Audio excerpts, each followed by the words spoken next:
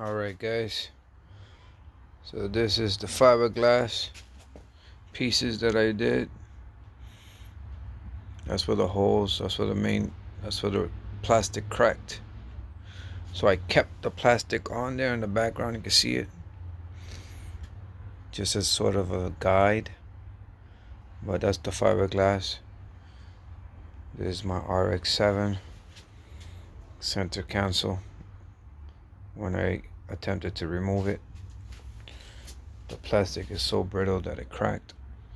So I am fiberglassing it back, the pieces that cracked only. There you have it. We'll see what tomorrow brings us. Little bit of sand. I'll probably cut the trims and redo it again. Make it nice and thick.